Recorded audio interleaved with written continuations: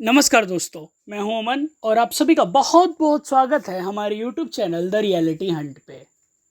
आज मैं आप सभी से बात करने जा रहा हूं इंडिया की राजनीति में अपना एक बड़ा स्थान रखने वाले यूपी की और यूपी की सबसे बड़ी पार्टी बीजेपी की। पिछले कुछ दिनों से ही यूपी की राजनीति में बीजेपी में एक अलग ही मंथन चल रहा था।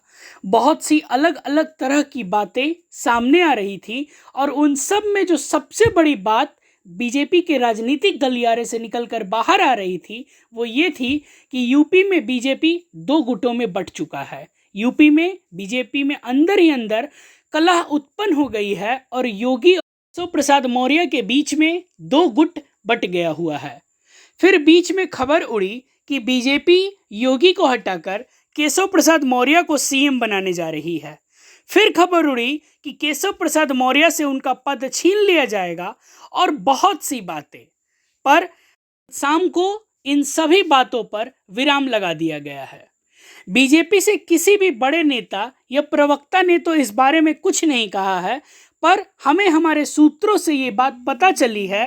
बहुत सारी बैठकों और सेंट्रल में बीजेपी के बड़े लीडर्स ने पार्टी के अंदर ही अंदर इस कलह को शांत कर दिया है और वो सभी इस नतीजे पर पहुंचे हैं कि इलेक्शन से ठीक पहले ऐसा करने से एक बहुत ही खराब मैसेज पूरी जनता में जाएगा और ये उनके हार का भी कारण बन सकती है, जो बीजेपी बिल्कुल नहीं चाहेगी किसी भी कीमत पर।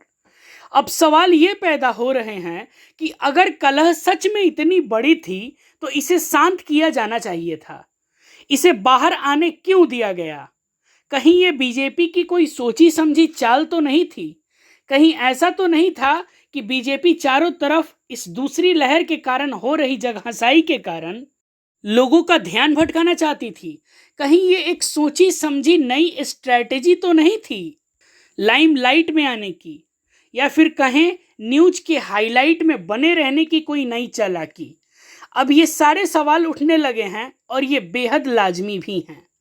बीजेपी के तरफ से एक और बात क्लियर कर दी गई है कि वो 2022 का चुनाव योगी आदित्यनाथ के ही चेहरे से लड़ेंगी और टिकट का बंटवारा कामों का अवलोकन करके दिया जाएगा। यूपी के चुनाव में अब 1 साल से भी कम का समय बचा है।